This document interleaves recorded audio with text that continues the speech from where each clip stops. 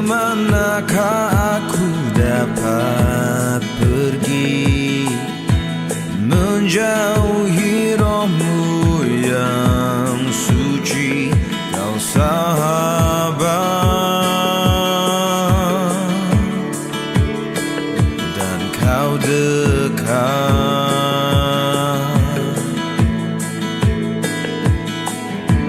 bahkan seluruh pengabdianku tak bisa membalas kesetiaanmu. Sungguh mulia dan berharga, sungguh besar pengorbananmu bagiku, terlalu dalam untuk dimengerti, sungguh besar,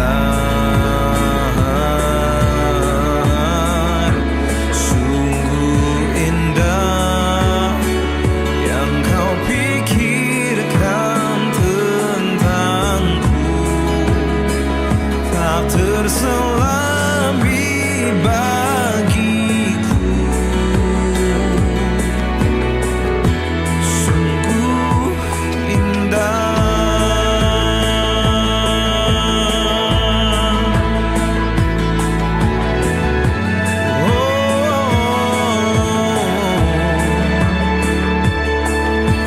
Bahkan seluruh pengabdianku tak bisa membalas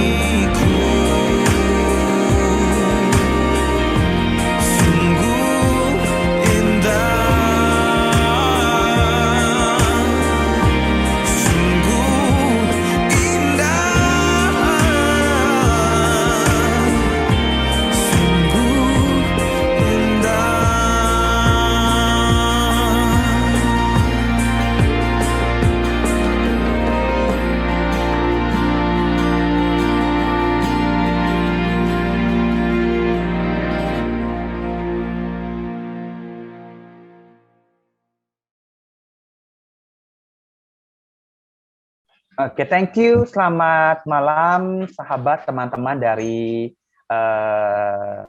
yang sudah bergabung dari minggu lalu ya, minggu lalu sampai sekarang setia bersama dengan Growth with Christ Ministry, dan kita sampai ke minggu yang kedua di mana kita kedatangan seorang tamu, Pastor Raquel Lewi dari Jakarta, yang jujur saya juga nggak kenal, nggak pernah lihat face to face, tapi virtually, puji Tuhan, pandemi membuat kita bisa menjangkau ya, menjangkau dunia malahannya. Kita bersyukur, dan hari ini kita akan membahas satu tema, yaitu pura-pura kuat. Emang ada nggak orang yang pura-pura kuat? Oh banyak. Nah, kita pasti pengen tahu kan? Nah, kita bersyukur kalau event demi event ini semua kami record dan akan kami upload di YouTube dengan nama di YouTube adalah Growth with Christ Ministry. Silahkan dilihat, disaksikan kalau bagi yang telat. Kemudian bisa juga jangan lupa ya, di subscribe, di like sebanyak-banyaknya. Bagikan agar ini bisa menjadi berkat bagi setiap orang. Oke? Dan kiranya ini semua sungguh boleh memberkati teman-teman, sahabat. Nah, jadi saya nggak panjang-panjang lama-lama, saya persilahkan untuk Pastor Raquel Lewi boleh memperkenalkan diri. Ya, saya juga belum kenal, saya juga belum tahu, tapi kita rindu agar Pastor Raquel boleh memperkenalkan diri dan kita bisa kenalan sama-sama. Oke, kami persilahkan kepada Pastor Raquel. Sebelumnya shalom teman-teman dari Shalom. Grow with Christ Ministry. Terima kasih atas undangannya. Terima kasih atas undangannya sekali lagi. Dan saya juga mau nyapa Pak Senior, Pak Cesiung, Pan. Terima kasih atas kepercayaannya semua. Perkenalkan, kan nggak kenal maka nggak sayang, karena saya haus kasih sayang ya. Seperti saya kenalan diri dulu. Mungkin beberapa di antara Anda nggak kenal saya, and nggak apa-apa, nggak masuk neraka kok nggak kenal saya. Nama saya Raquel Lewi. Ada yang manggil saya Pastor L, ada yang manggil saya KL, saya hamba Tuhan, saya pendeta, dan saya dari Jakarta. Dan saya bersyukur bahwa di masa pandemi ini saya diizinkan Tuhan untuk bisa bicara di mana-mana via Zoom. Jadi saya nggak keluar, tapi tetap di sini. Dan saya pembicara, saya penulis lagu juga. Kalau teman-teman atau saudara mau lihat tulisan-tulisan saya cek di hashtag Instagram namanya Ngegas Tapi Sayang. Saya banyak share tentang kehidupan, tentang kasih karunia Tuhan, tentang relationships, tentang hal-hal yang relatable sama kehidupan. Karena saya tahu bahwa saya terpanggil untuk tidak menganggap remeh pergumulan banyak orang. Jadi saya banyak merenungkan hal-hal seperti itu. Dan saya juga nulis lagu kebetulan, dan salah satu lagu yang saya nggak tahu teman-teman atau saudara tahu lagu yang saya tulis apa enggak, judulnya Sungguh Indah. Mungkin lagunya kayak sungguh besar pengorbananmu bagiku. Ya kalau tahu, thank God, terima kasih. Kalau nggak tahu, nggak apa-apa, tetap masuk surga kok. Tapi lagu itu adalah sebuah statement yang saya percaya bahwa Tuhan tidak pernah menyerah sama kita. Kita badai bisa ada, tapi saya percaya bahwa kasih Tuhan sama kita itu lebih besar dari kasih kita kepada Tuhan. Kalau ada kebanggaan terbesar orang Kristen itu adalah bukan kita mengasihi Tuhan, tapi kita dikasihi Tuhan. Kita baru setelah kita tahu kita dikasihi Tuhan, kita baru bisa merespon nih. Jadi itu sekilas itu tentang diri saya sih. Oke, thank you. Nah, kita langsung masuk ya, supaya tidak berlama-lama. Dan teman-teman, waktu kita sampai jam 9 ya. Jadi kalau yang dulu-dulu sampai jam 9.30, maafkan, kami bisa sampai jam 9 ya. I'm so sorry ya. Jadi kita harus cut. Jadi begini, kita akan berbincang-bincang. Jadi teman-teman kalau mau bertanya, silakan raise hand atau pakai ketik di kolom chat welcome. Kita bebas ya. Kalau mau raise hand kemudian bertanya langsung, itu juga welcome ya. Yes. Oke, saya mau bertanya ke Pastor Raquel. Lagu itu pertama kali diciptakan, di-create, itu pengalaman apa yang terlintas di pikirannya? Nah, oke. Sebenarnya saya sudah pernah bahas tentang Sungguh Indah, tentang pengalaman saya bikin lagu itu. Tapi mungkin memang video pada waktu saya bikin itu tidak keluar sampai banyak orang, nggak di-repost banyak orang, jadinya saya akan jelaskan lagi. Sebenarnya dulu saya memilih untuk tutup mulut atas cerita lagu ini. Kenapa? Karena ceritanya sangat jauh dari apa yang saudara-saudara atau teman-teman bayangkan. Nah, saya itu, tapi pada waktu tahun 2019 atau 2020, saya dapat impresi pada waktu saya lagi renungin firman Tuhan, saya lagi berdoa, saya dapat impresi bahwa sudah saatnya saya bercerita tentang lagu ini. Jadi kenapa? Karena mungkin orang-orang berpikir pada waktu saya mendengar lagu ini, pada waktu saya bikin lagu ini, begitu banyak orang yang berekspektasi bahwa saya sedang bikin lagu ini pas lagi nangis-nangis, lagi berdoa, lagi habis dapat drama besar di dalam kehidupan saya. Banyak orang expect bahwa ada sesuatu yang besar terjadi di hidup saya, tapi sejujur-jujurnya saya tidak ngalamin hal itu. Lagu ini sekilas muncul pada waktu saya lagi ngobrol sama teman saya yang juga hamba Tuhan, lagi sambil makan beef bowl, sambil makan nasi daging. Jadi sambil makan, sambil ngobrol, kami lagi ngobrol firman Tuhan, tiba-tiba dia ngomong satu statement yang dari Alkitab, dari Mazmur, yang Daud ngomong, kemanakah aku dapat pergi menjauhi roh Tuhan. Kemanapun aku pergi, aku selalu dan somehow lirik itu nempel di saya. Sambil saya makan, saya tidak bisa lupa lirik itu. Saya pikir, udah saya lupakan aja deh. Tapi malam saya nyampe di rumah saya berpikir, kayak ada sesuatu yang saya harus tuangkan. Akhirnya, udah saya coba tulis, dan lagu Sungguh Indah itu bercerita juga tentang apa yang saya percaya tentang Tuhan. Bahwa saya nggak tahu iman teman-teman, saya nggak tahu iman saudara, tapi yang saya percaya adalah Tuhan adalah inisiator dari segala kehidupan. Tuhan adalah inisiator dari segala kasih. Tuh kalau sehari ini saudara bisa declare saudara mengasihi Tuhan, itu karena Tuhan duluan yang mengasihi saudara. Itu. Jadi bahwa jangan ada seorang pun memegahkan diri bahwa begitu banyak orang yang pergi ke gereja melayani Tuhan supaya diberkati. Begitu banyak, terlalu banyak seperti itu. Tetapi saya merenungkan bahwa saya belajar bahwa sebenarnya apapun yang saya lakukan tidak bisa membalas kebaikan Tuhan. Makanya muncul kata, bahkan seluruh pengabdianku tak bisa membalas kesetiaan. Dan terakhir ada lirik yang paling katanya orang nancep banget, yang sungguh indah yang kau pikirkan tentangku. Itu karena itu sebuah realita yang sebenarnya orang sudah percaya, tapi realitanya begitu. Kalau nggak mungkin Yesus turun untuk menebus dosa kita.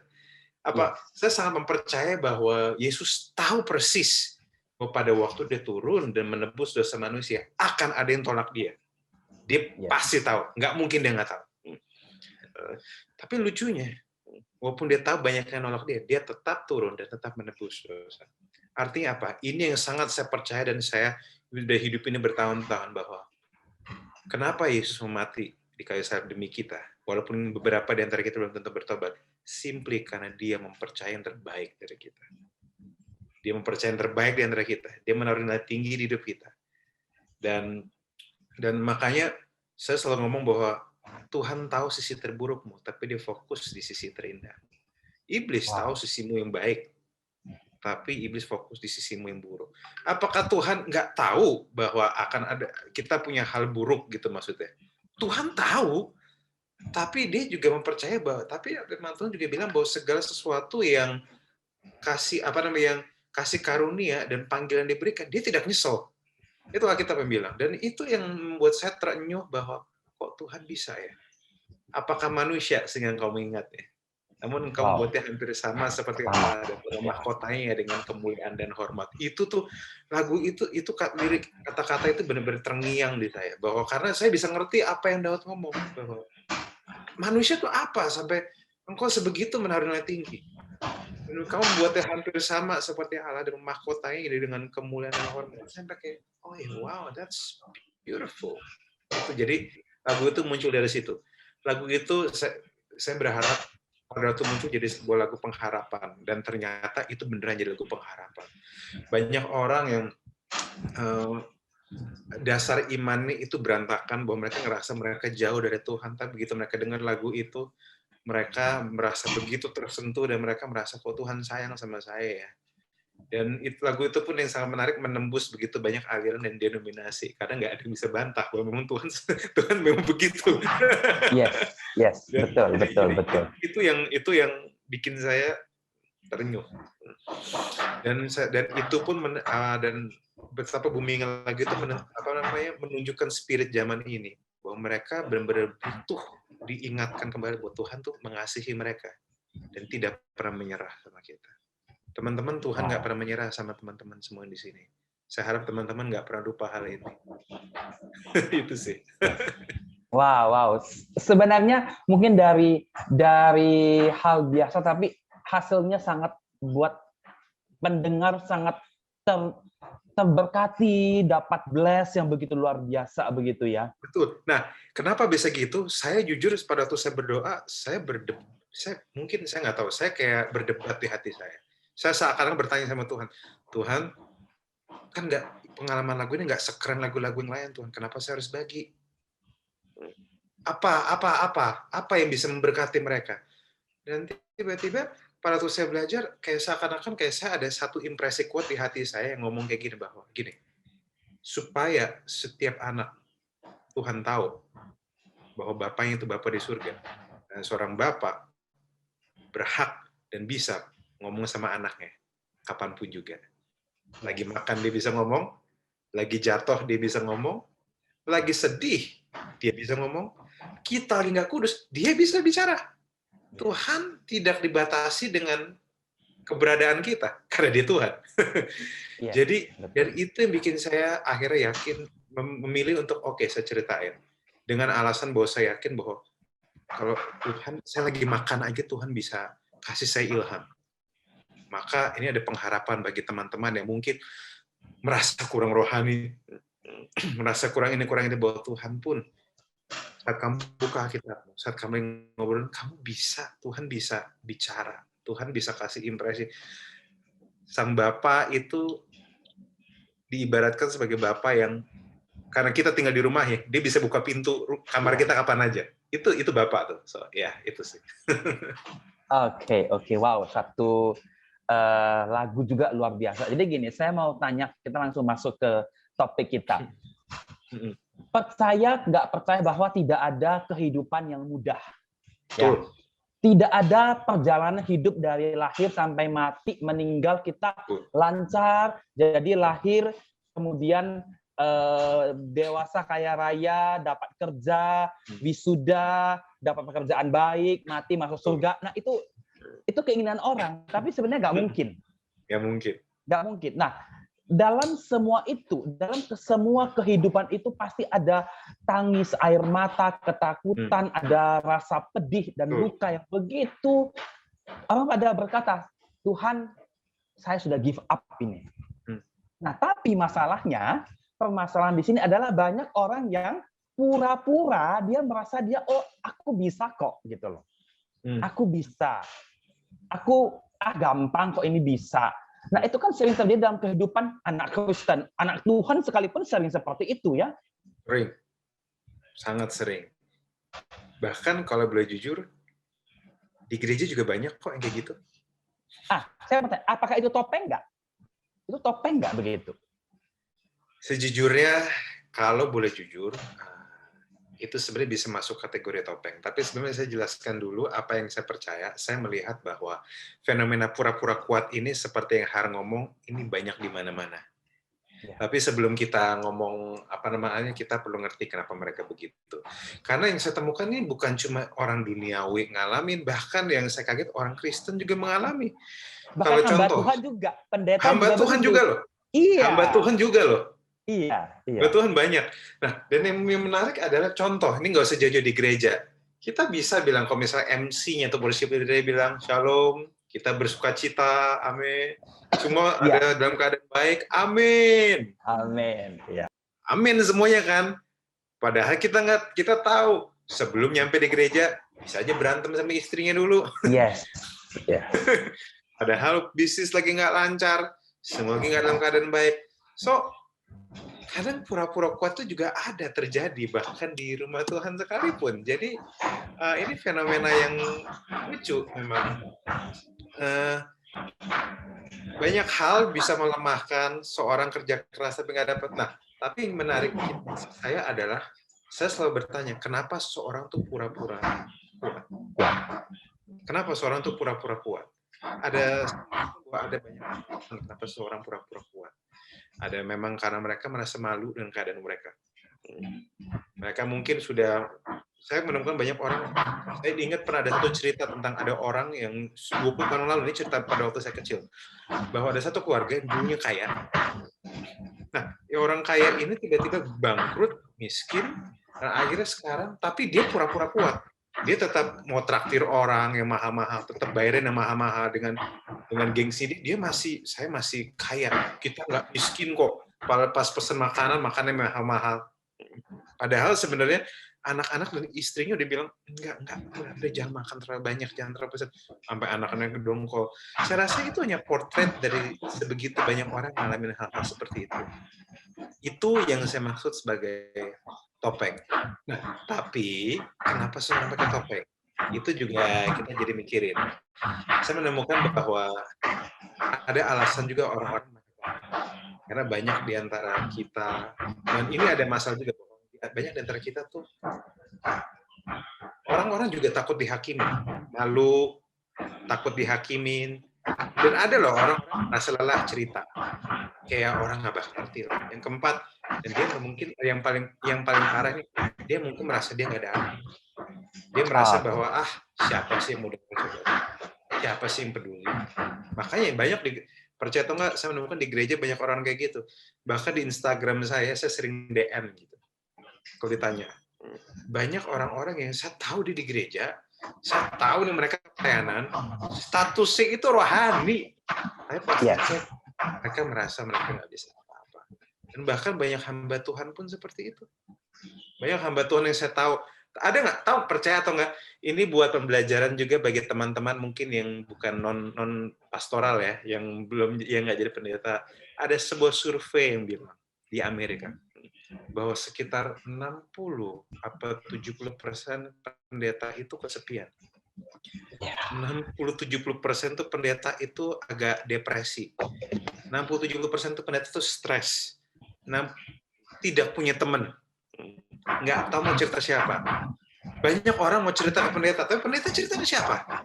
Padahal pendeta juga manusia yang punya permasalahan hidup. Anak bisa bandel juga, amin. Hamba Tuhan punya anak bisa bandel juga. Keluarga nggak selalu harmonis. Keuangan nggak selalu lancar.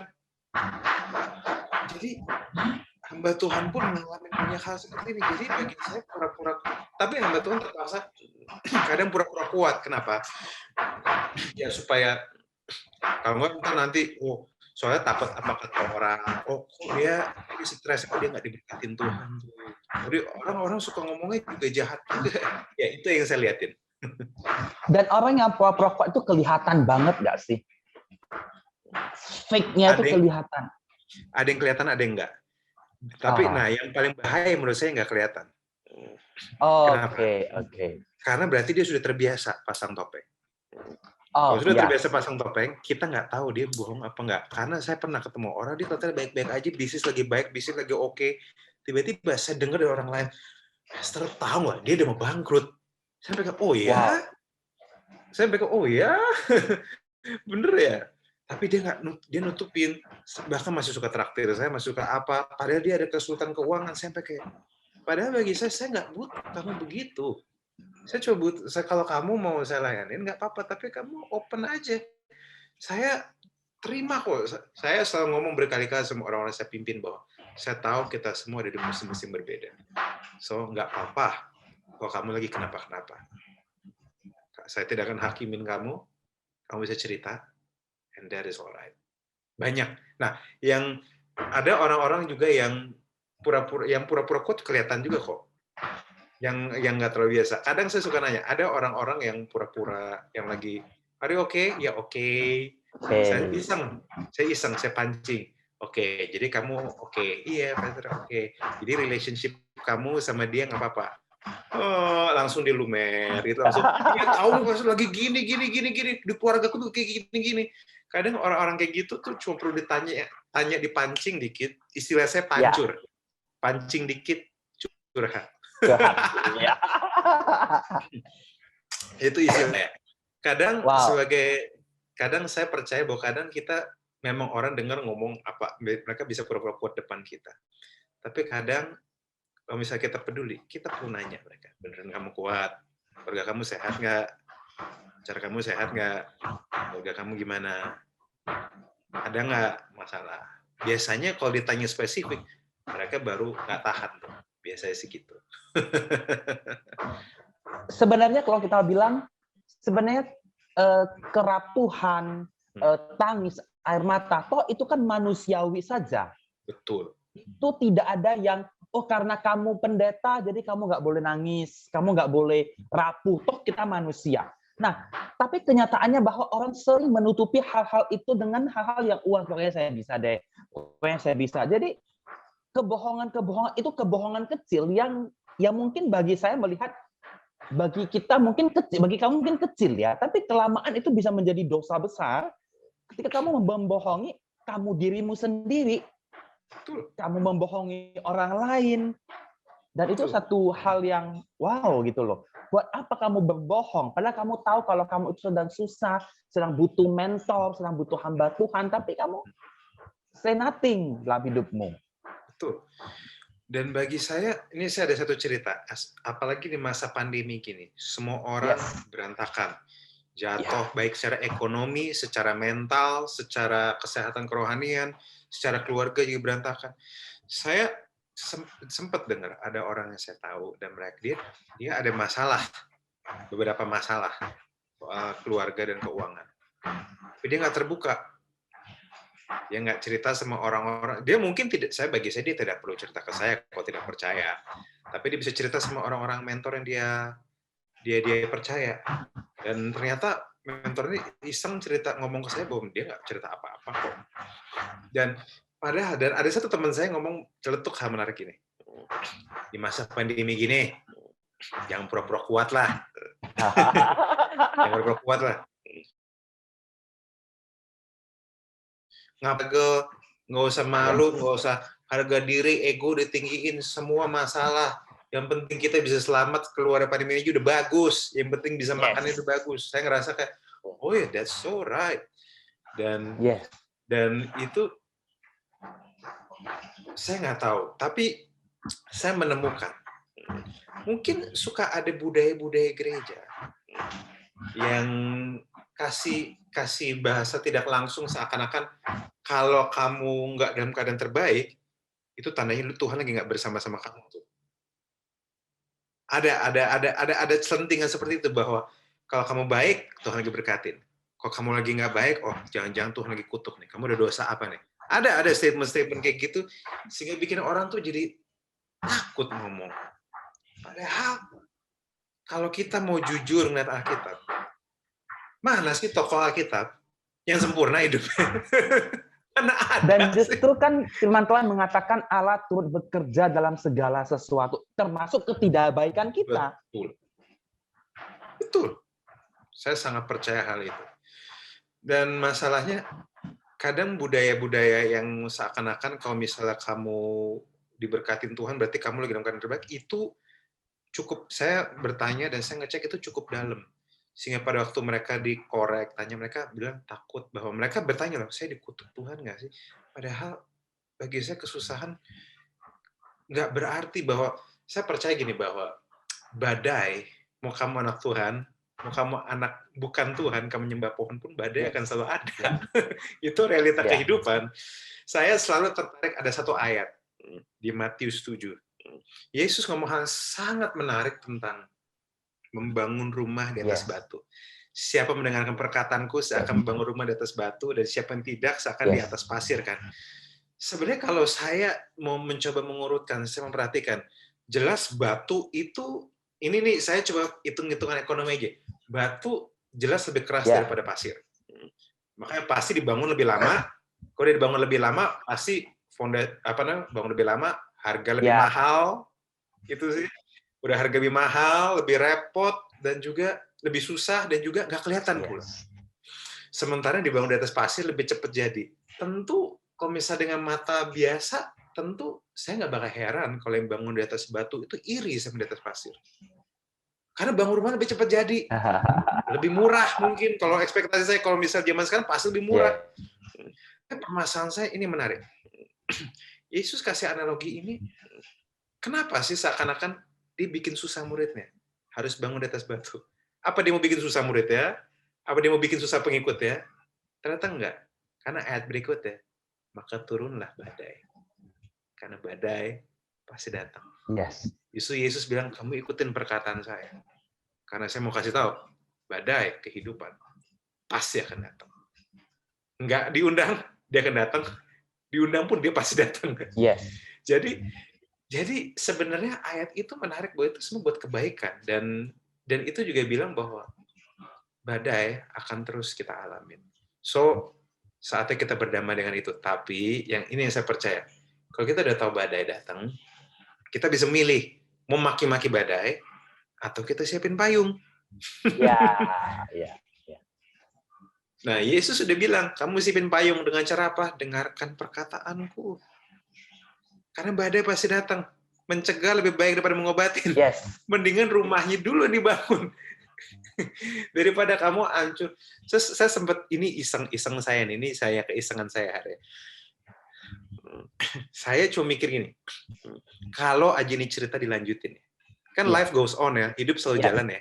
Bayangin nggak sih kalau misalnya ini rumah yang udah pasir ini kan hancur kan? Kalau menurut saya, kalau misalnya pasir udah hancur lagi, saya rasa itu rumahnya maunya dibangun lagi deh. Karena rumahnya udah hancur, kok mau tinggal di mana? Pasti mereka pengen dibangun lagi. Nah, dibangun lagi, harga lebih mahal.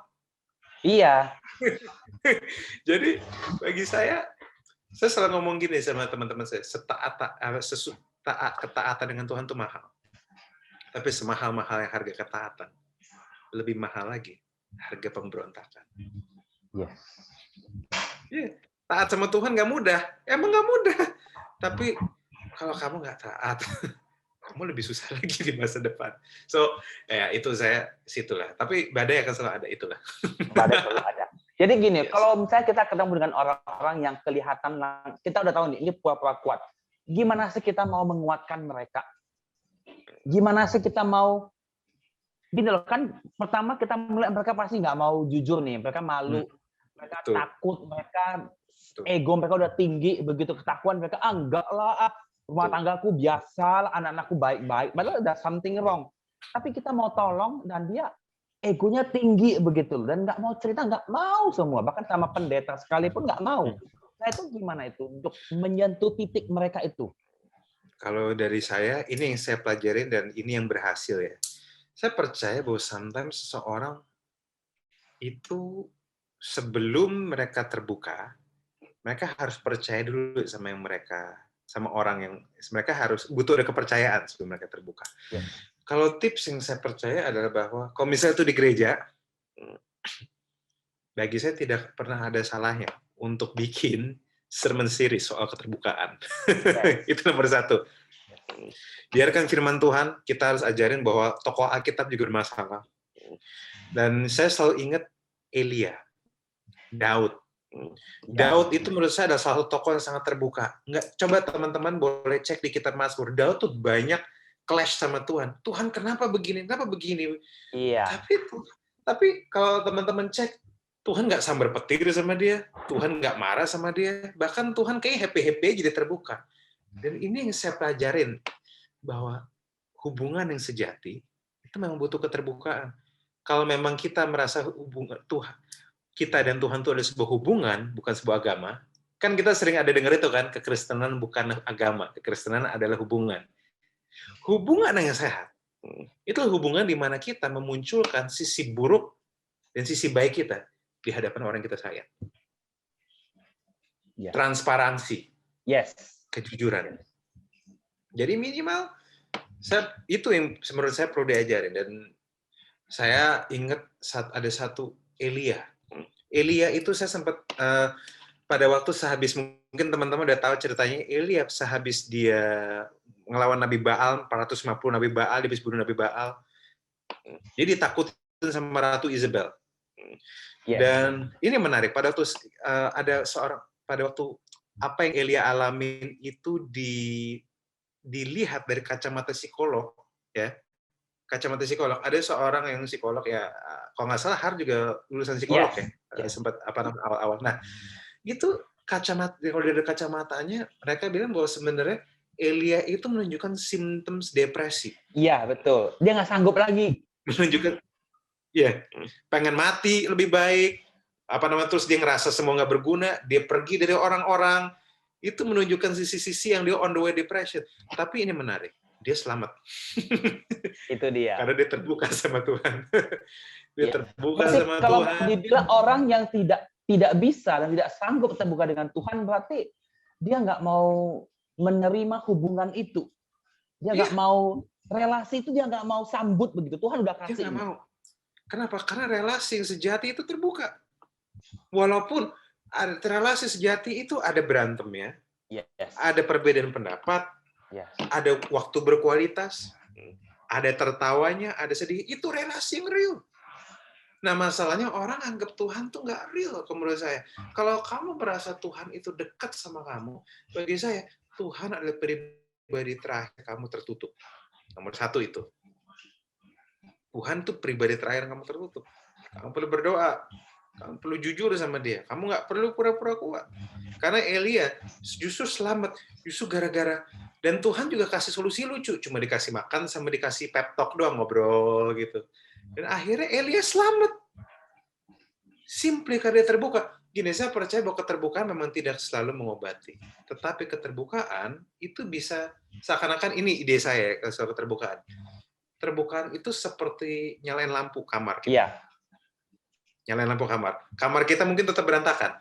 Nggak, pada waktu yang lampu dinyalain, tidak langsung rapi kan. Tapi minimal, begitu lampu nyala, kita jadi tahu yang mana harus diberesin duluan nih. Iya.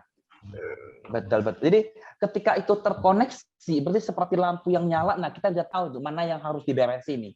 Mana yang salah tempat, mana yang berantakan. Nah itu pelan-pelan kita baru urus. Baru bisa diurus. Dan pura kuat itu berarti sama sekali menutup untuk membuka relasi. Lampu itu nggak bisa nyala sama sekali. Betul, makanya tidak terang. Orang udah tutup. Saya harus jujur ngomong, bagi Bapak dan Ibu, teman-teman tertutup, saya harus ngomong dengan jujur. Saya sudah cek, tidak ada untungan sama apa. Tentu kita tidak bisa terbuka sama semua orang, saya setuju.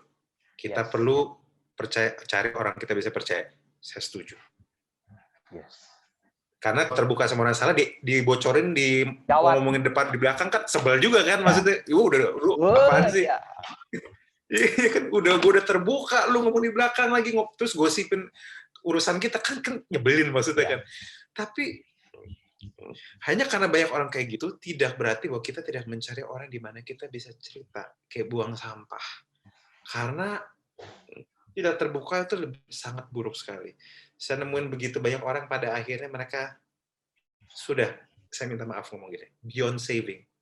Depresi sudah kena, diselamatin itu butuh waktu lagi, butuh konseling panjang, butuh apa, itu sudah susah. Sudah waktu, tenaga, biaya yang harus dikeluarkan untuk bisa ngobatin itu udah jadi mahal. Udah kronis terbuka, gitu ya? Apa? Udah kronis ya, hampir sudah kronis. Iya. Nah, kenapa? Karena kita pada dasarnya ngerti bahwa obat, diobatin itu mahal. Orang udah terlanjur sakit, udah terlalu parah, obat itu mahal. Yang murah itu mencegah. Semua orang bisa hadapin banyak hal di hidupnya, saya percaya hal itu. Tapi, saat kita terbuka sama orang tepat, itu adalah momen di mana kita sedang mencegah diri kita dari masuk lebih dalam. Saya pernah dengar teman-teman orang-orang konselor, mereka cerita bahwa ini gestur perempuan yang baik menurut saya. Banyak perempuan pada waktu hubungan bermasalah, mereka cari konselor.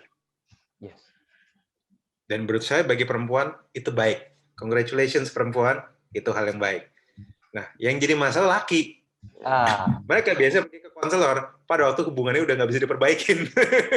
Telat mereka. Pada waktu mereka udah, waduh ini udah nggak bisa nih. Akhirnya mereka malah jadi, oh ini yang terakhir deh, akhirnya deh. Dan pas dicek, sudah tidak bisa diperbaiki. Karena bagi saya, di dalam kehidupan begini, apalagi kita ada satu pun yang siap menghadapi pandemi, saya harus jujur, tidak ada salahnya kita minta bantuan. Please, nggak ada salahnya minta bantuan.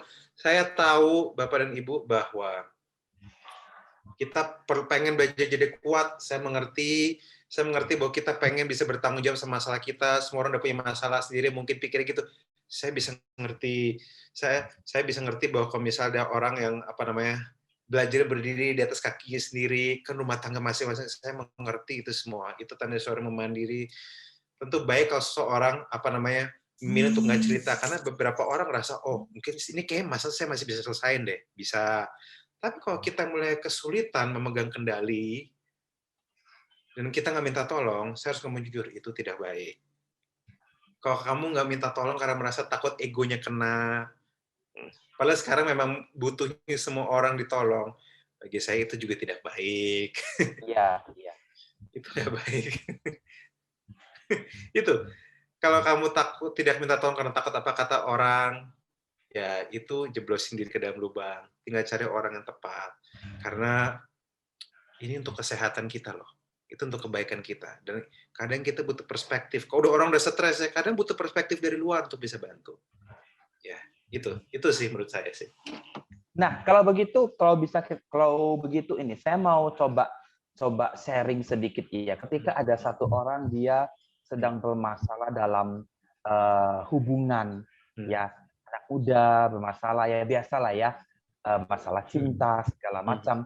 Dan endingnya dia mau suicide. Dia pemikirannya pasti selalu begitu. Setelah diselidiki, selama ini nothing happen gitu loh. Dia merasa happy, merasa apa. Nah, tapi begitu ketahuan, dia sudah dikronis, dia sudah tahap di mana pokoknya gue end life deh, pokoknya gue nggak bisa lagi. Nah, itu udah bagi beberapa orang tuh, loh kok sekarang baru tahu, dan kok kayaknya dia telat begitu ya, padahal dulu masih bisa diselamatkan, masih bisa dibantu begitu ya. Cuman kasihan juga dengan orang-orang yang seperti itu. Betul, sangat kasihan, berat, saya sedih ngeliatnya. Soalnya bagi saya nggak ada yang, saya tahu bahwa mungkin banyak orang diajarin bahwa jangan terbuka masalah kita sendiri. Tapi ada satu statement yang menarik yang Yesus ucapkan. Yesus yang ngomong loh. Pada waktu dia lagi mau ke Getsemani. Pada waktu dia lagi di area dia mau penyalipan. Dia ngomong gini sama murid-murid, kayak hatiku sangat sedih. Seperti mau mati rasanya. Iya. Bisa bayangin nggak? Yesus aja, sang raja dan segala raja, dia terbuka dengan segala yang dirasakan. Bisa bayangin nggak teman-teman? Kamu nggak open sama orang yang kamu percaya, kamu berasa lebih jago dari Tuhan gitu. Ya. itu loh. Iya, betul. Lu ngerasa hebat gitu, saya aja nggak berani ke situ. Betul. Karena lama-kelamaan mungkin hari ini, mungkin hari ini dia kesel nih sama pacarnya A, dia pendem. Besok pendem. Belum lagi masalah keluarga, belum lagi masalah yang lain-lain. Semua lama-kelamaan ini kan sebagai manusia siapa sih yang tahan? Siapa sih yang hatinya ini sanggup menahan beban yang burdennya itu sudah berkali-kali lipat. Jadi ketika dia mau selesaikan, dia mau mencoba untuk menyelesaikannya sekaligus, dia akan kerepotan memilah-milah mana duluan, kan udah terlilit semua. Masalah keuangan, keluarga, pacar, ke pendidikan, semua. Betul. Jadi dianya bingung. Dan ketika dia mau cerita pun, kita pun bingung. Karena dari awal dia udah nggak mau cerita. Betul. Bahkan ada beberapa orang sampai mikir, pas dia mau urut masalahnya, dia bingung. Kenapa gue begini ya? Saking banyak ya. Saking dia bingung, ini mau mulai dari mana ini ya? Banyak yang kayak gitu. Jadi banyak dan saking rumitnya, nggak tahu lagi. Betul. Jadi makanya bagi saya, ini situasi yang keterbukaan, itu situasi yang serius. Nah, tapi saya juga mau menyoroti bahwa gereja sebagai rumah Tuhan. Saya percaya bahwa gereja sebagai rumah Tuhan juga harus siap. Kalau misalnya ada orang terbuka dan ceritanya itu dahsyat gitu. Gini, setiap orang punya cerita masing-masing. Saya ngaku ya teman-teman, saya pernah iseng bikin IG story nih. IG story aja saya pertanyaan gini. Saya cuma nanya, tell me your darkest secret. Saya iseng, tell me your darkest secret. Ini saya bacain. Karena teman-teman saya yang para hamba Tuhan, begitu lihat hasil yang saya keluarin, hasil yang saya tulis, yang saya dapetin, mereka semua shock. Bahkan beberapa sampai, aduh Tuhan, sampai segininya ya. mereka sampai sebegitu shocknya. Karena ini berarti mereka nggak terbuka, tapi realitanya kayak gini. Bentar, saya cari dulu. Nggak apa, nggak masalah. Dan ini saya mau tambahin, dan mereka lebih terbuka dengan gadget. Betul. Iya kan? Betul. Mereka terbuka sama gadget, dan makanya pas saya coba ini, saya idenya kayak gini doang. Saya cuma saya tulis di Instastory, saya bilang, saya akan posting cerita kamu anonim. Yes. Orang nggak perlu tahu, kamu biasa biarin lega aja. Yes. Dia cerita ada yang mau bunuh diri, pas SD suka nyuri teman orang tua, pernah deket sama worship leader atau MC gereja yang sangat memberkati, tapi ternyata dia cium-ciuman rebah-rebahan, diajakin yang aneh-aneh. Wow. Terus pernah naksir kakak iparnya sendiri. Terus pas umur 14 tahun pacaran sama anak kuliah, diajarin hal-hal yang seksual. Wow. Terus addicted to sex. Ini yang parah. Pernah terikat dengan toxic people, tidur bareng padahal masih pacaran dan beda agama juga. Dia tidur sama yang bukan pacarnya loh. Jadi pertanyaan saya, keterbukaan itu penting, tapi sebagai wakil Tuhan, gereja juga harus sadar. Kalau misalnya ada orang yang terbuka dan cerita itu dahsyat, kita bisa handle nggak? Yes. Saya juga ingin sharing satu kisah ya. Ketika saya dulu masih di Bandung, setelah saya pulang saya baru tahu ceritanya. Salah satu pengurus pemuda, dia sudah bekerja di Jakarta. Jadi iseng saya lihat postingan IG story dia, saya tanya, waktu itu saya mau tidur jam 10, gimana kabarmu? Langsung dia calling. Kenapa calling? Gini kok, saya mau cerita. Nah, mulailah ceritanya yang tragis itu terjadi. Nah, seperti tadi, karena beberapa hal kita ubah, gereja, sorry to say, gereja-gereja tradisional, dia nggak bisa menghandle masalah generasi muda yang terlalu wow begitu. Dan waktu itu kejadiannya dia diundang ke Bandung untuk mengikuti acara seminar yang seminar ini membahas soal tentang LGBT. Nah, ketika itu seminar, narasumber ngomong bla bla bla bla bla dan dia agak sedikit kurang sependapat. Salah satunya adalah dia mendapatkan berita narasumber mengatakan bahwa tindakan LGBT itu adalah sebuah penyakit. Padahal dia sendiri sudah search dan dia tahu bahwa itu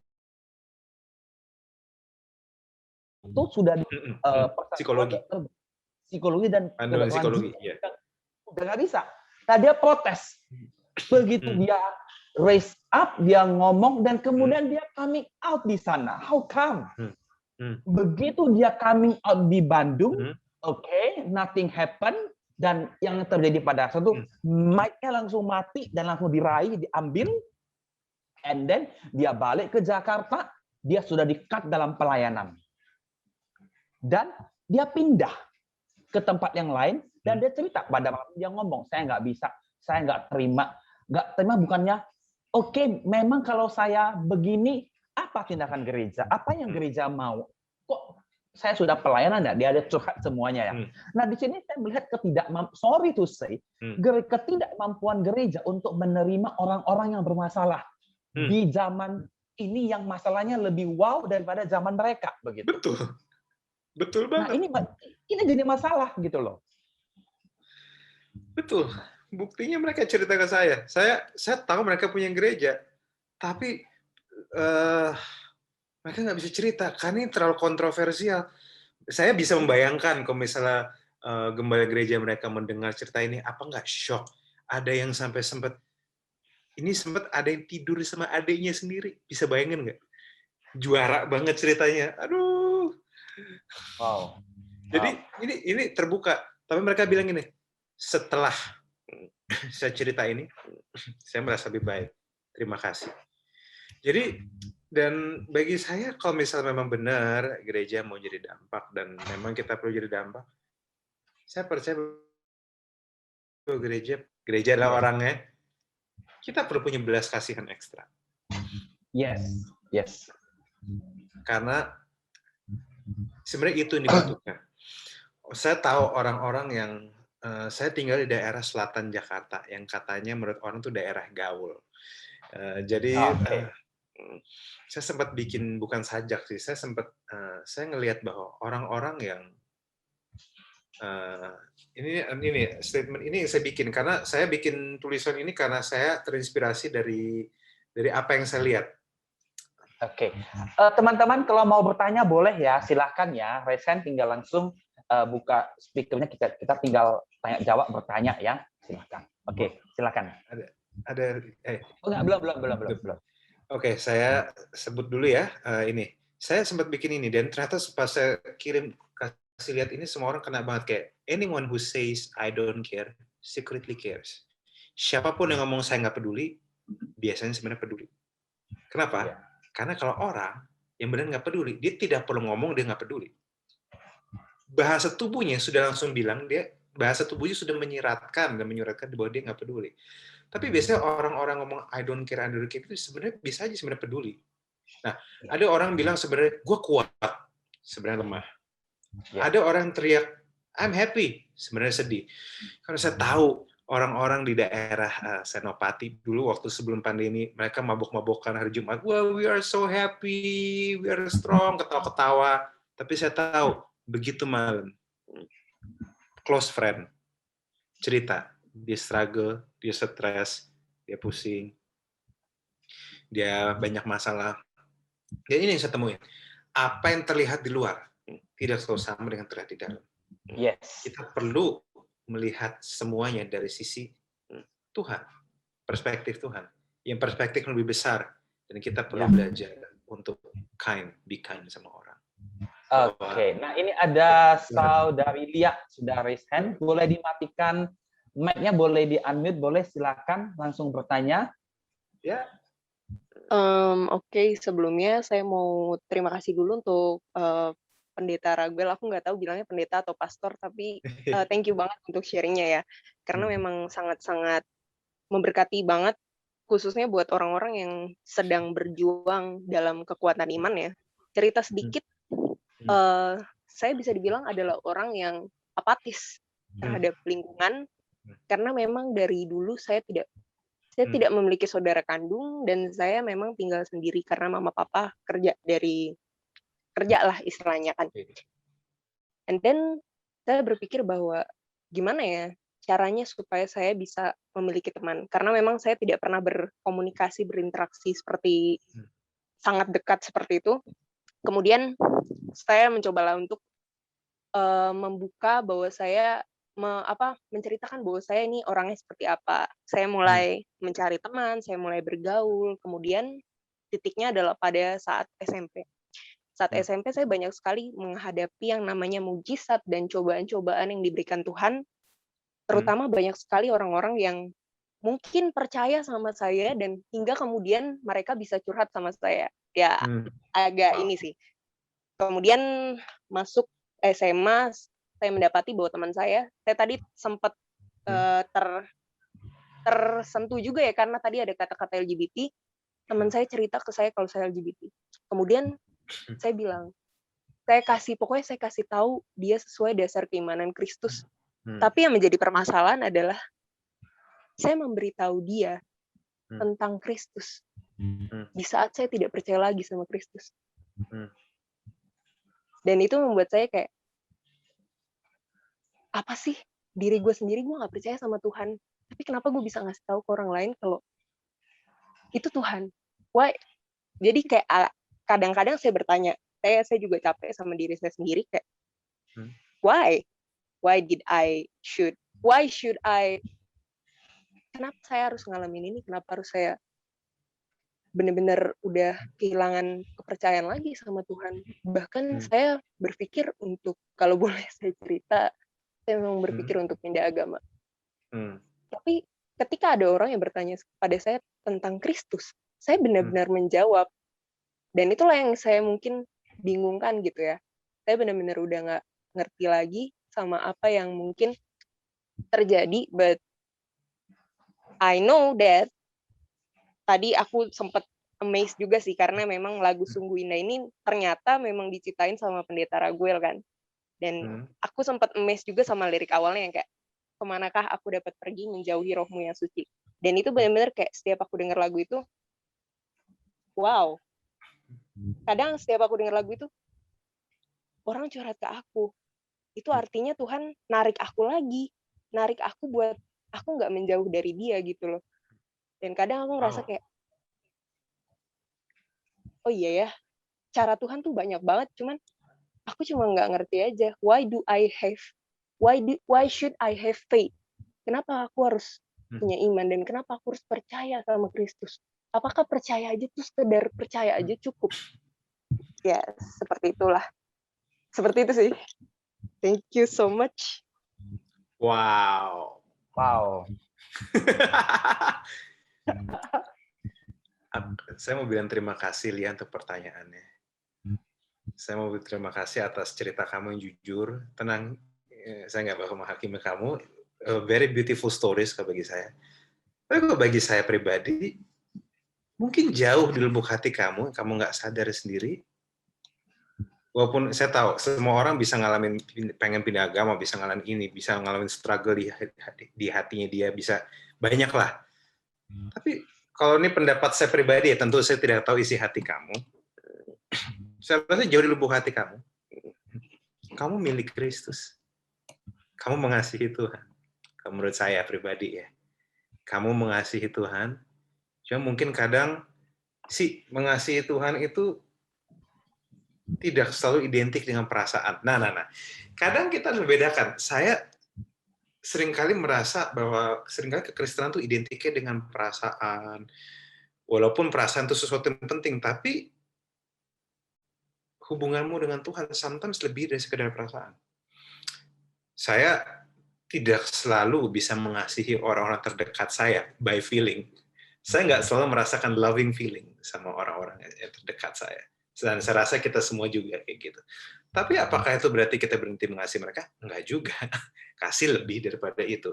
Nah, kalau saya rasa betul bahwa apa yang saat kamu cerita tentang Kristus, saat kamu cerita walaupun kamu lagi nggak percaya dan sebagainya, saya rasa memang Roh Kudus memang ada dalam kamu, udah pasti. Dia memang lagi tarik kamu kembali. Dan seperti yang saya tahu bahwa Alkitab bilang bahwa Yesus lah yang memulai. Kalau bahasa Inggrisnya, Jesus the author and the finisher of our faith. Dia yang mengawali iman kita, dia mengakhiri iman kita. Iman kita semua adalah tentang dia. Dan makanya kalau dari saya, kalau kamu nggak ngerti, bingung, saya cuma akan nanya segini.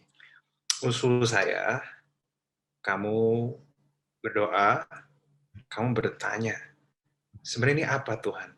Kenapa? Karena bagi saya, ada sesuatu dalam hati kamu berarti yang masih bergejolak, bahwa kamu di pinset, kamu mengasihi Tuhan. Cuma mungkin kamu kecewa sama banyak hal aja. Ada keunikan sendiri, tapi saya percaya satu hal bahwa cerita kamu, semuanya Tuhan bisa pakai. So, saya cuma minta satu, kamu harus sadari, Tuhan tidak pernah menyerah sama kamu. Ini sesuatu yang kamu nggak bisa usahakan, kamu terima aja. Tuhan tidak menyerah sama kamu. So, saya rasa kamu tahu yang harus kamu lakukan. Bagi saya sih itu sih. Kalau Har ada mau nambahin? Saya cuma bilang gini loh. Saya cuma bilang dari firman Tuhan mengatakan bahwa sejak semula sebelum kamu dilahirkan kamu sudah dipilih. Dia sendiri bisa kenal Tuhan, percaya Tuhan. Dalam proses naik turun itu saya rasa bukan saja hamba Tuhan, bukan saja jemaat, bukan saja siapa orang pun punya naik turun. Semua orang punya naik turun kehidupan iman. Tapi ingat bahwa kita dari semula telah dipilih, ditetapkan, bahkan Mazmur mengatakan di dalam kandungan ibumu Tuhan sudah merajut kita. Bahkan juga dalam firman Tuhan mengatakan tidak satu helai pun rambut yang jatuh tanpa izin Tuhan.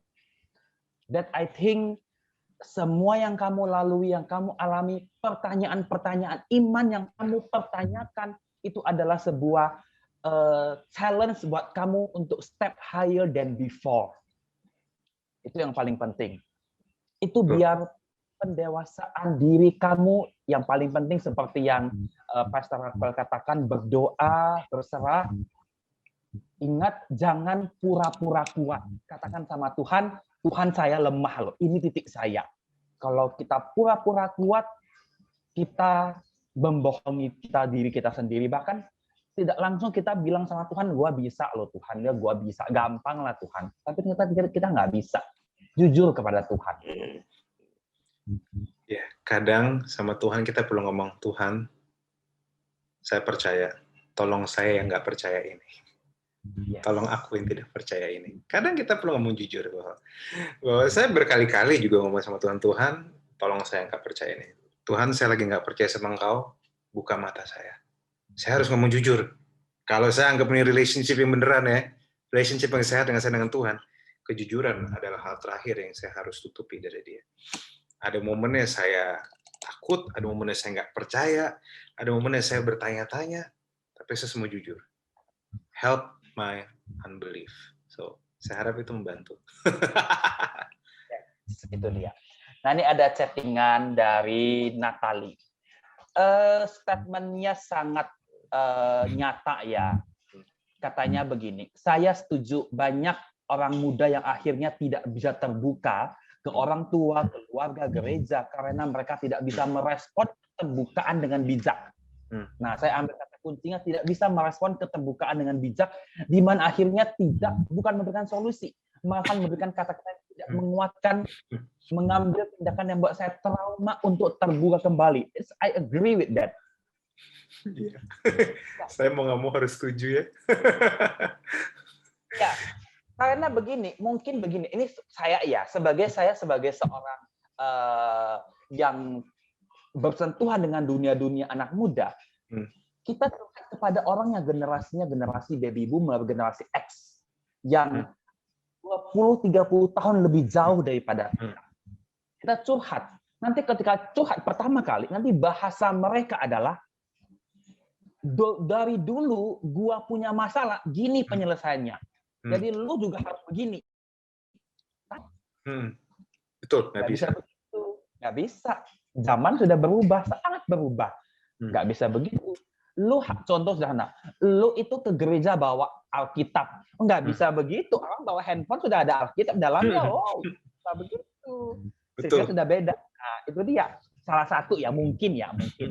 Di lain pihak juga mungkin ada hikmat bijaksana yang mungkin harus dituntut dimiliki oleh senior gereja, orang tua, supaya lebih bisa membimbing, membina generasi muda yang bagi saya sangat tertutup begitu. Sangat banyak pura-pura kuatnya begitu. Kalau Pastor Michael lihat bagaimana?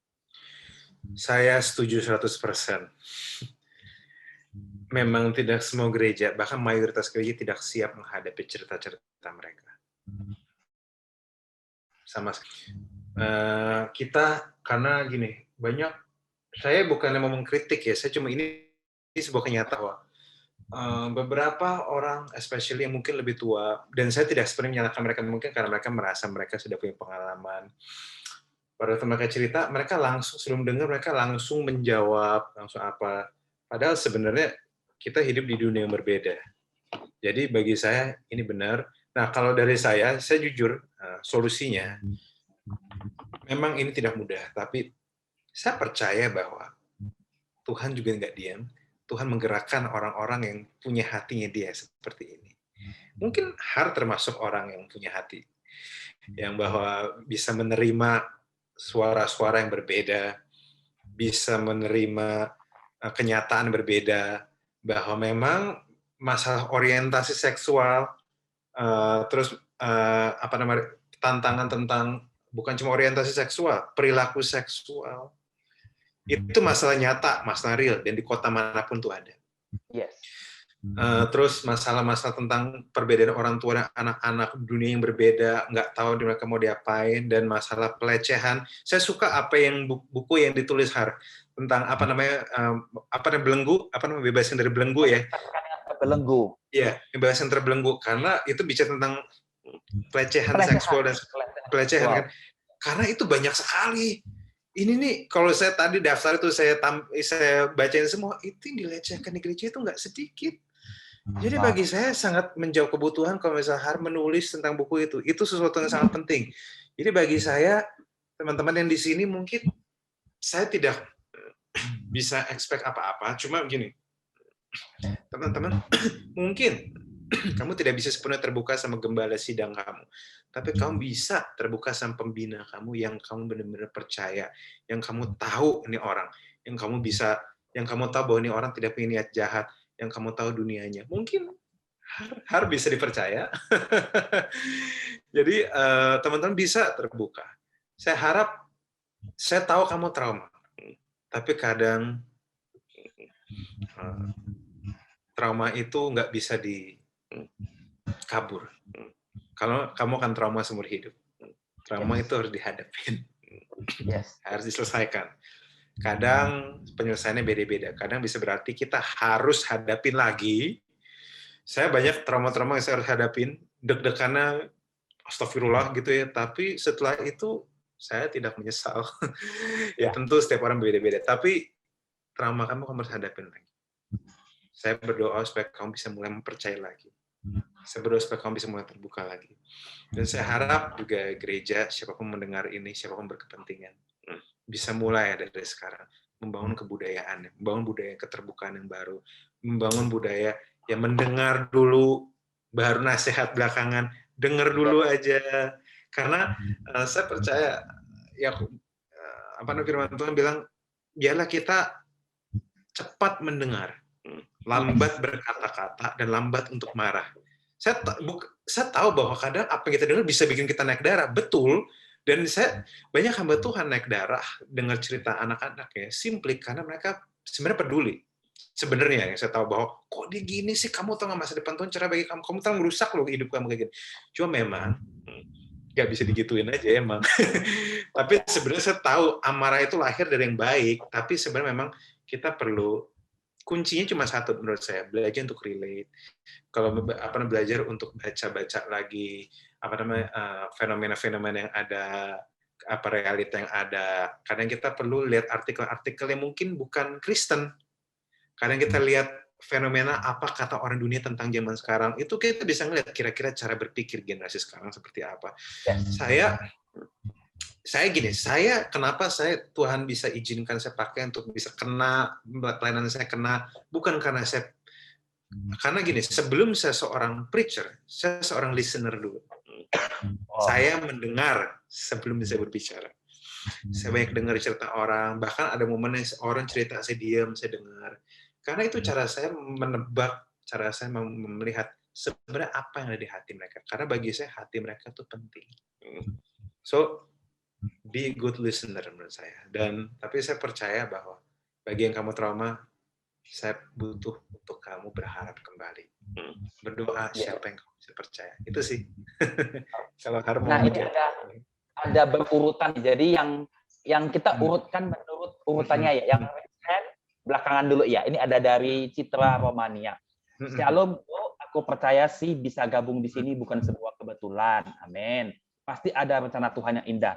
Jadi sedikit balik ke cerita yang tadi, bagaimana kok cara memulai keterbukaan sementara masalah sudah bertumpuk-tumpuk, bahkan orang di sekeliling kita jadi imbasnya.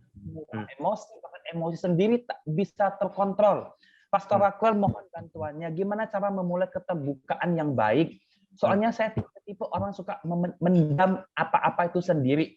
Curhat pun ke 1-2 orang yang menurut saya itu bisa ngasih solusi untuk masalah. Nah, ini gimana nih? Oke. Kalau dari pandangan saya, betul, saya setuju sama Har bahwa ini sebenarnya kamu sudah terlalu bertumpuk. Kamu sudah terlalu bertumpuk dan memang kalau bagi saya sebenarnya gini, cara kamu itu tidak sepenuhnya salah. Karena saya lihatin kamu cuma curhat ke 1-2 orang yang bisa ngasih solusi. Itu nggak salah, berarti kamu curhat ke orang tepat. Karena banyak orang juga cerita ke orang yang salah, akhirnya masalah tambah gede. Ada yang kayak gitu loh. Sering terjadi tuh di kota-kota besar tuh.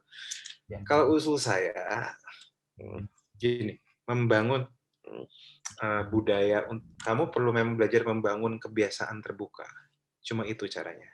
Awal memang tidak mudah, tapi lama-lama akan makin mudah. Jadi nggak perlu dibiasain mendem kamu. Gini, kalau misalnya kamu bisa cari 1-2 orang, itu bagus. Jadi yang biasanya bisa ngasih solusi. Tapi tidak ada salahnya. Kamu cari 1-2 orang juga yang kamu percaya, yang kamu bisa ceritakan apapun di hati kamu. Yang kamu bisa ceritakan apapun. Nah, memang kamu tidak bisa expect mereka punya solusi. Karena kalau kamu cerita apapun, belum tentu mereka master dalam menyelesaikan masalah apapun. Bisa aja mereka pendengar yang baik. Tapi kamu membutuhkan hal itu. Jadi bagi saya, kamu sudah di jalur yang benar, tinggal kamu bangun, baju untuk terbuka, dan kamu cari orang beberapa lagi. Karena kalau kamu cuma curhat 1-2 orang juga, saya takut ya, kalau cuma 2 orang doang, lama-lama mereka capek juga dengar kamu, karena semua orang juga punya masalah. Tapi kalau kamu cerita sama, misalnya kamu udah siapin 4 atau 5 orang gitu, yang memang kamu percaya, kamu curhat muter-muter sama mereka, saya rasa itu cara yang nggak buruk sih. Dan kalau misalnya someday kamu, dan saya berharap dan saya berdoa, semoga salah satu yang kamu bisa percaya itu pembina remajamu, pembina pemudamu mungkin, sehingga kamu bisa dapat perspektif yang sehat juga. Yang pasti, semangat Citra, saya harap kamu bisa tetap membangun kebiasaan yang baru, sehingga hati kamu jadi lebih sehat, pikiran kamu lebih sehat, dan nggak overthinking gitu. Iya, itu sih. Dan saya pribadi, ini sering saya dapati gitu ya, semenjak lepas saya dari Bandung, saya pindah ke Medan begitu ya. Beberapa teman-teman pemuda, remaja gitu kan, saya nggak kenal gitu loh. Mungkin mereka pakai anonim, telepon curhat begitu. Dan ini menjadi satu langkah mereka untuk gini loh, saya nggak mau siapapun tahu wajah saya. Yang penting dia tahu masalah, dia berikan solusi.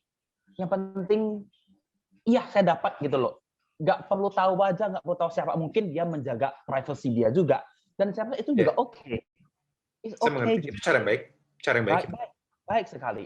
Dan itu welcome sekali ya. Saya rasa semua orang pun pasti senang ketika ada yang cerita dan kemudian dia dipercaya untuk bisa kasih solusi gitu. Tanpa harus tahu siapa dia, tanpa harus tahu. Betul. Itu sesuatu yang bisa dipakai juga. Jadi kalau misalnya teman-teman butuh cerita atau apa, nggak apa-apa, telepon Kak Har, ini nggak usah anonim juga nggak apa-apa, pakai nomornya nggak ketahuan apa-apa, yang penting cerita aja, dia akan lebih dari happy untuk membantumu. Thank you. Nah ini ada Hans sudah raise hand, silakan Hans untuk bisa open mic. Oke, bisa, silakan. Halo Hans. Malam, hai Pastor El, hai Kohar. Halo. Jadi saya tuh bertumbuh dari keluarga Kristen. Nenek, kakek, orang tua semua Kristen. Dan saya juga dari kecil udah mulai ke gereja. Dan saat saya pelayanan, tuh remaja, saat masih kuliah lah, sekarang juga masih kuliah semester tengah, saya merasa, apakah benar Tuhan itu ada? Banyak yang saya rasakan gitu seperti, emang ini Tuhan ya? Atau ini kayaknya bukan deh. Banyak hal yang terjadi sampai saya berpikir Tuhan tuh nggak ada. Dan saya sampai berpikir kalau memang Tuhan ada, roh manusia dari Allah, lalu roh Allah itu berkeliling-keliling gitu, kan not make sense gitu. Itu datangnya dari mana sih sebenarnya? Dan saya juga udah cerita ke Ko Haryono ini, dan dia juga udah kasih solusi, tapi mungkin sama saya belum ya. Sampai sekarang saya berpikir Tuhan itu ada atau enggak, ya udah deh terserah gitu. Saya sampai nggak berpikir nggak usah deh ke gereja, nggak usah dengar firman Tuhan, sama aja kok, toh hidup yang penting berbuat baik. Kalau punya agama atau punya Tuhan tapi ujung-ujungnya juga berbuat jahat, ya sama aja. Kalau nggak punya agama tapi berbuat baik, menurut saya mungkin lebih baik sih. Itu aja. Oke. Terus kalau Hans mau nanya apa ke saya? Apa yang di pikiran Hans maksudnya? Gimana sih caranya saya, mungkin ya orang tua juga udah sedih nih. Saya bilang saya nggak mau ke gereja, saya merasa Tuhan tuh nggak ada, atau gimana, orang tua juga udah sedih. Saya hanya mau tahu aja, apakah Tuhan itu memang benar ada, dan gimana saya bisa tahu dan gimana saya bisa rasain dia. Oke, ini dari saya ya. Hans, saya boleh nanya 2 hal nggak? Ya, Ya, boleh. saya dengar kamu dari background Kristen ya. Saya mau nanya, keluarga kamu walaupun Kristen berantakan nggak? Kalau berantakan sih memang papa sama mama pisah karena ada masalah gitu. Oke. Terus nomor 2, kalau boleh tahu kamu kuliah apa? Apakah kuliah kamu ada hubungan dengan komputer, dengan teknik dan sebagainya? Enggak, psikologi sama seperti Kohar. Psikologi, oke. Soalnya kalau bagi saya gini, saya juga nggak tahu apakah jawaban saya akan bisa membantu kamu atau enggak, tapi saya akan jawab apa yang sudut pandang saya ya. Gini, ini yang saya percaya. Begitu banyak orang antara saya cukup membedakan antara ateis dan agnostik. Ateis itu tidak percaya Tuhan, agnostik itu ya nggak peduli, tidak percaya agama lah, maksudnya kayak.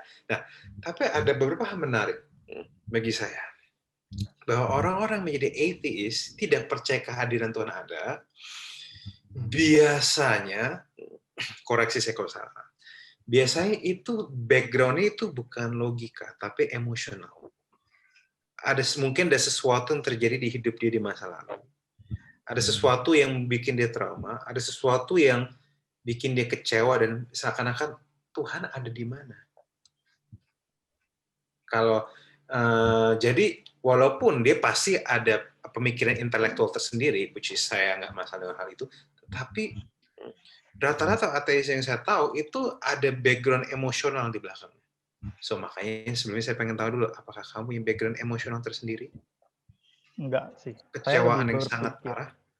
Enggak. Nggak ada? Enggak. Oh, ya sudah. Kalau nggak ada, berarti memang kamu simply benar-benar berpikir ya? Iya. Oke. Sebelumnya saya mau nanya, Hans sudah sering baca-baca belum tentang apologetika dan sebagainya? Belum sih, hanya sekilas saja dari Instagram kalau agnostik itu tahu Tuhan itu ada tapi nggak mau menganut agama apapun gitu. Itu aja. Nah, gini, untuk bisa membantu, saya sangat encourage untuk Hans nanti, memang kalau misalnya Hans benar-benar pengen bergumul, pengen tahu pertanyaan ini, Hans bisa cek di Google, ada namanya Apologetika Indonesia misalnya, atau yang berbau, ada satu studi di dalam iman Kristen yang khusus untuk menjawab pertanyaan-pertanyaan seperti ini, namanya apologetika. Nah, ini yang mungkin nanti setelah Hans selesai, Hans bisa jawab, maksudnya Hans bisa cek, misalnya cek di apologetika, bagaimana cara Tuhan, bagaimana bisa tahu Tuhan ada, itu nomor 1 dulu. Hans bisa baca, jadi biar soalnya memang apa yang Hans tanya ini bukan sesuatu yang buat Hans sendiri bisa Hans jawab dengan cepat. Ini butuh perenungan, ini butuh pemikiran, Hans butuh mikir, dan kalaupun Hans dapat jawaban dari saya, Hans juga masih tetap harus berpikir. Jadi saya tidak expect Hans untuk dengar dari Har doang, atau dari saya doang, tapi juga baca dari yang lain.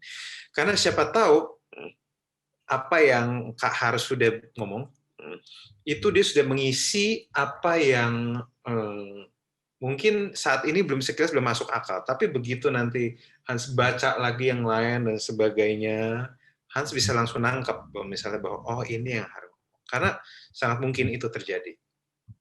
Nah, kalau bagi saya kenapa Tuhan itu bisa ada, saya hanya akan premis dari sini. Nomor 1, kalau misal Tuhan tidak ada, maka hidup ini tidak ada gunanya. Itu yang sangat saya percaya. Hidup ini tidak ada gunanya, karena setiap pencipta, handphone saya percaya ada namanya hukum kompleksitas. Kompleksitas, yaitu bahwa tidak ada satu hal pun yang menjadi rapih, menjadi tersusun tanpa sengaja. Semua terjadi, jadi nggak ada yang tersusun tiba-tiba. Dan saya menemukan pada waktu saya melihat handphone saya baru beli handphone, karena handphone saya dibutut banget. saya bisa melihat sebuah kompleksitas yang luar biasa di handphone saya. Di handphone saya ini, ya tidak mungkin handphone ini jadi dengan sendirinya. Prinsip saya seperti itu. Dan begitupun saya otak manusia jauh lebih kompleks dibanding handphone. Maka itu yang bikin saya sulit percaya bahwa tidak ada Tuhan. Nah, mungkin ada pertanyaan lain bahwa misalnya, tapi kan gimana kalau evolusi? Ya kan mungkin ada yang sempat dengar. Tapi ini yang saya percaya, minta maaf ya. Ini saya akan terdengar sangat liberal, tapi saya mau kasih tahu. Keberadaan evolusi, mau ada atau enggak, kalaupun misalnya ada ya, tidak menghilangkan kenyataan bahwa harus ada yang Tuhan. Kenapa? Karena gini, evolusi, kita perlu ngerti bahwa sains, ilmu pengetahuan, itu kalau bagi saya banyak orang bilang sains dan Tuhan bertabrakan. Bagi saya enggak. Kenapa? Karena sains mengajarkan sesuatu yang sifatnya how, bagaimana sesuatu terjadi.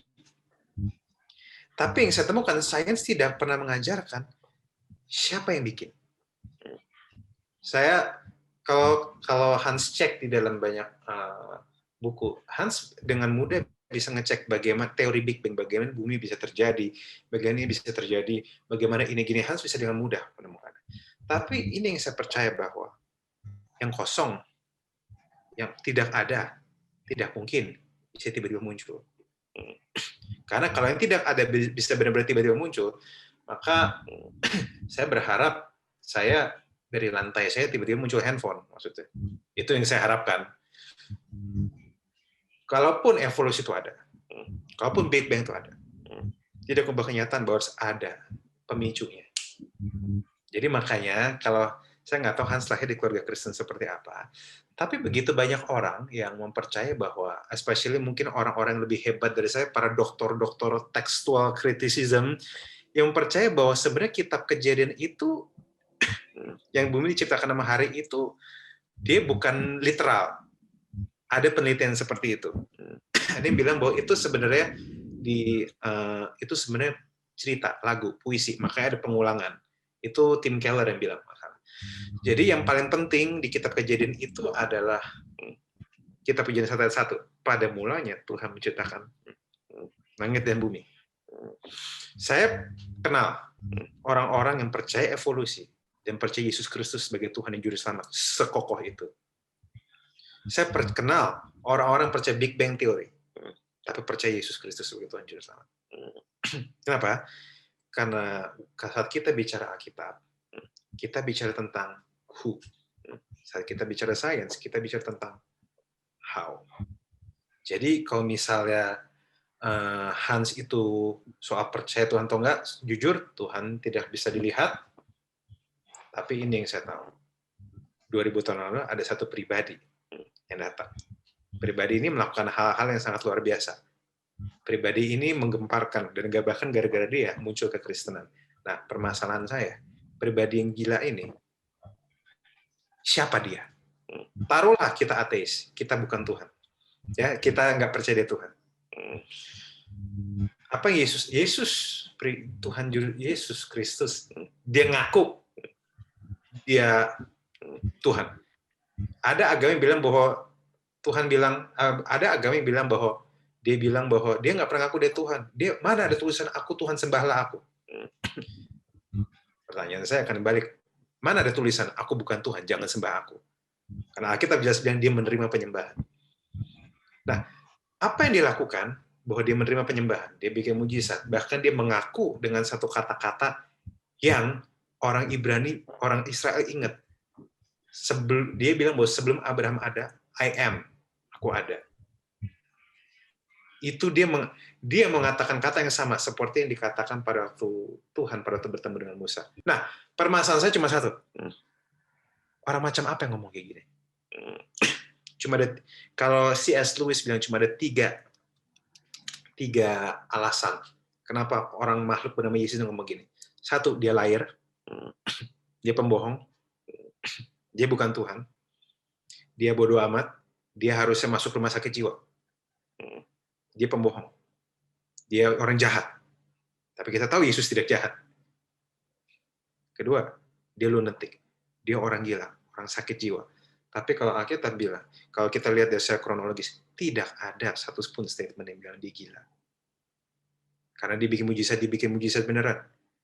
Dan keberadaan dia dikonfirmasi oleh historis. Josephus bilang dia ada. Pemerintah Roma bilang dia ada. Jadi keberadaan dia secara historis ada. Cuma status dia, ini yang kita perlu cek. Tadi pembohong? Atau dia orang gila? Atau yang ketiga, He is Lord. Dia Tuhan. Soalnya sekarang dia ngomong kata-kata yang sangat kontroversial. Siapa? Coba, kalau Hans dengar saya ngomong, hey, Raguel Lewi itu Tuhan. Hans mikir saya apa? Nggak waras ya? Pembohong? Atau gila? Ya iya dong. Coba Har ngomong bahwa, saya ini anak bapak loh. Coba. Kalau nggak bohong, gila. Bohong, gila, atau beneran? Ini saya cuma pakai logika simpel aja ya. Makanya 3 pertanyaan ini yang Hans mungkin menurut saya perlu gumulin. Yesus itu siapa?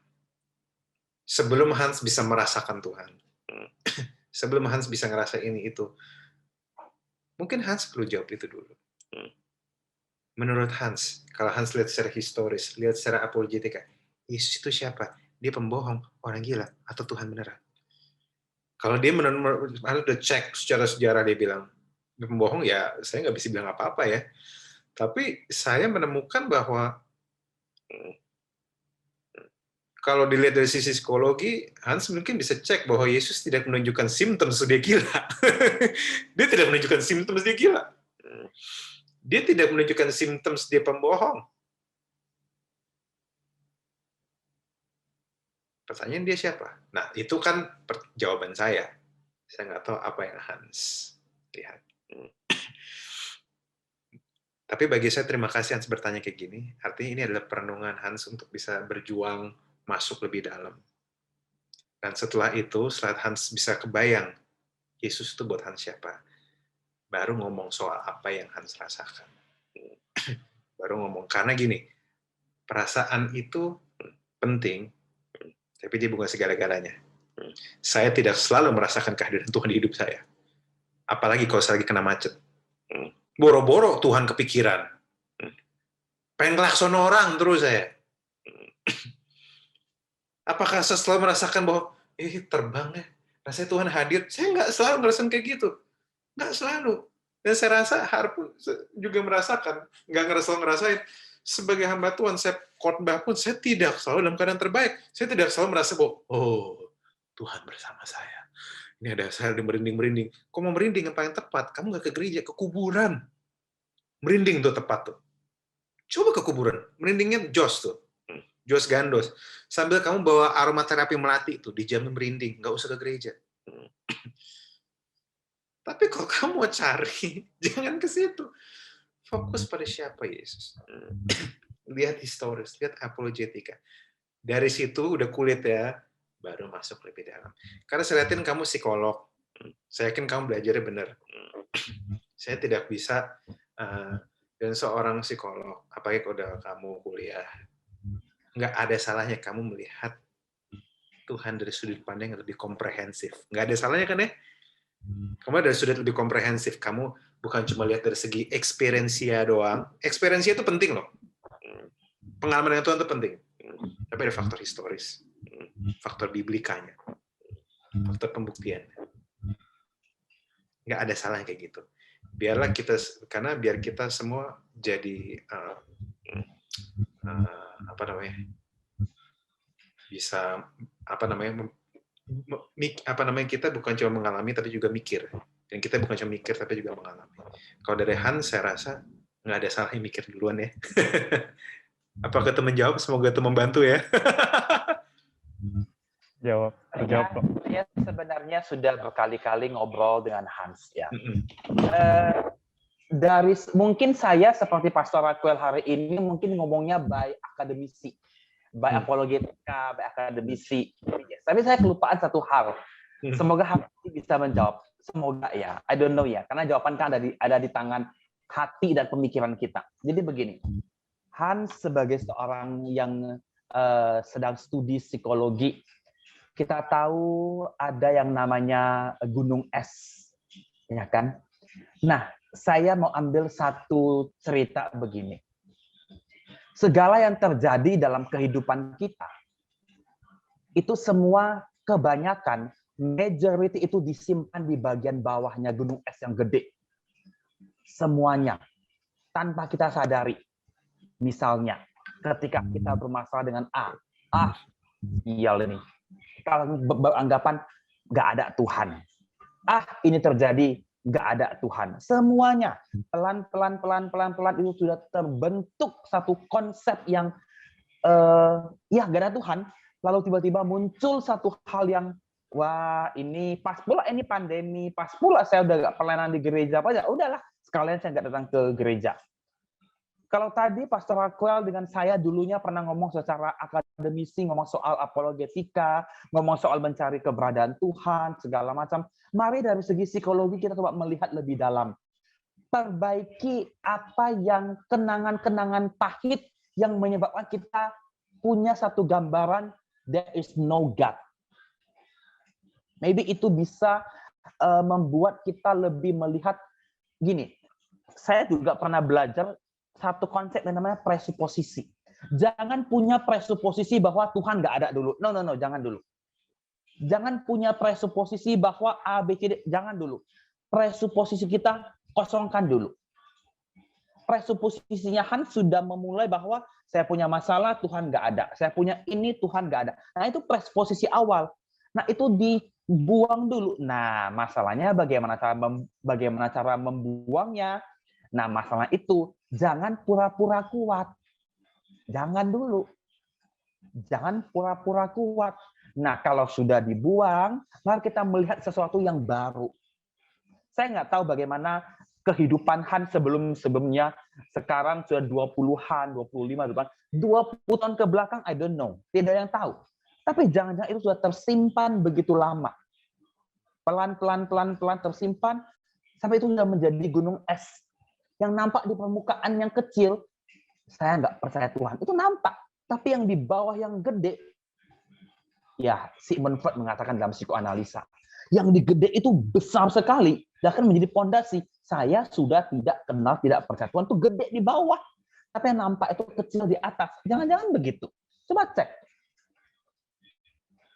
cek, jangan-jangan kita ada di sana. Nah, Hans yang sudah belajar psikologi, sangat tahu bagaimana untuk mengetes itu. Sangat tahu. Coba lo, setelah tes, baca-baca, seperti sarannya Pastor Raquel, apologetika, lihat-lihat, tanya-tanya, dan jangan lupa berdoa kepada Tuhan. Tapi ingat, saya bersyukur kalau Hans bertanya, saya nggak percaya Tuhan, saya nggak percaya Tuhan itu ada, bersyukur. Nah, lain kali, kepercayaan Hans kepada Tuhan adalah kepercayaan yang murni.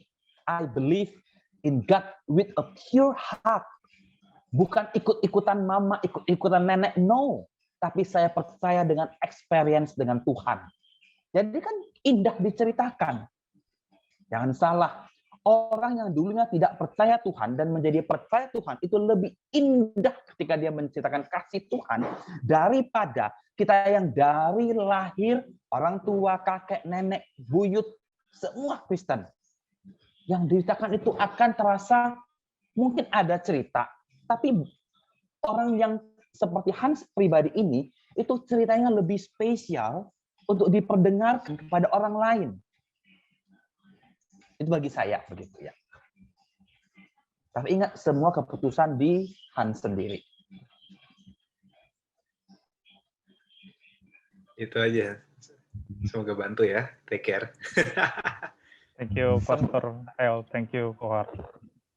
Oke, thank you. Nah, ini terakhir ya. Terakhir, kita udah mau jam 9, udah jam 9. Terakhir, Lia, sudah raise hand, silakan Lia.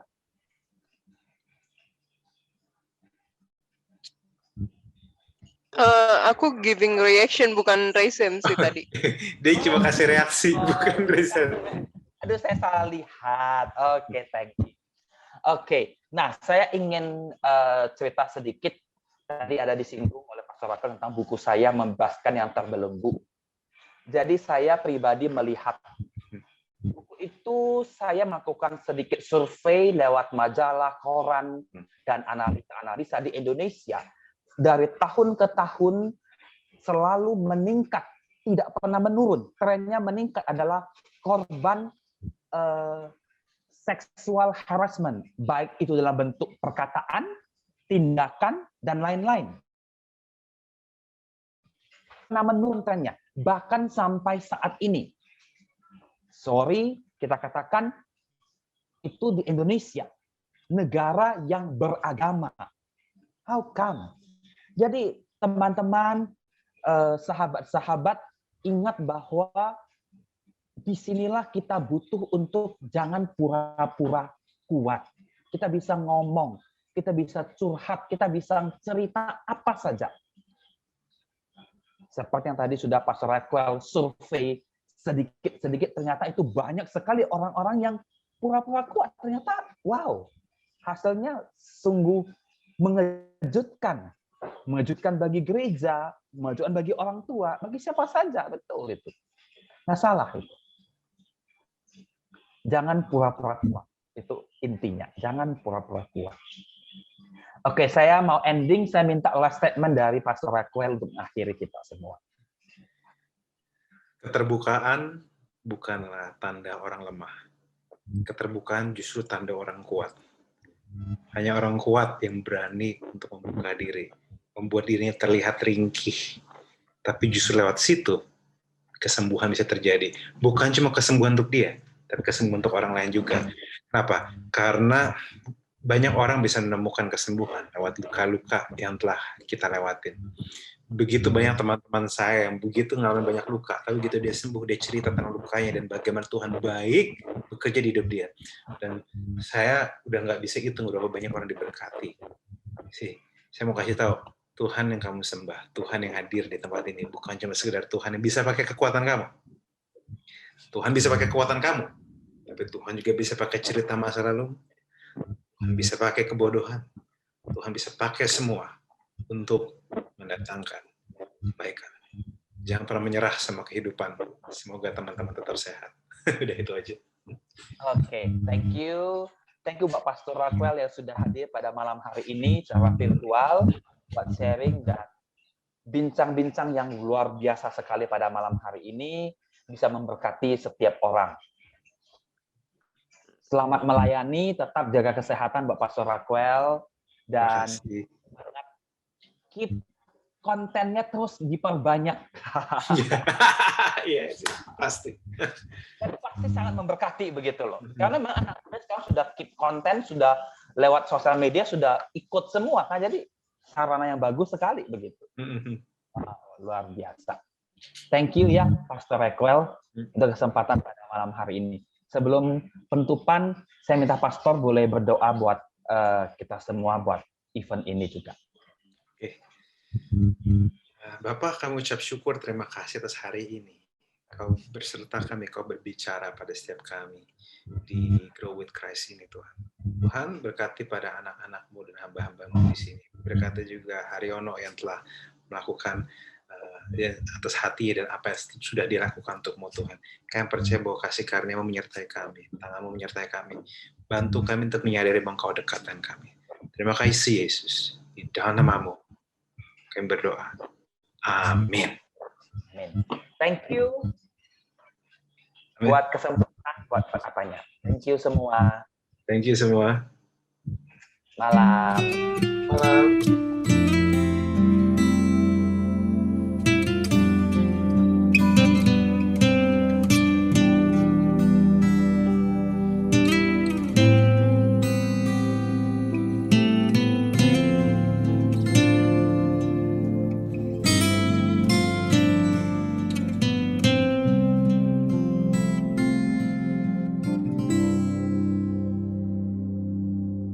Yesus, Kau telah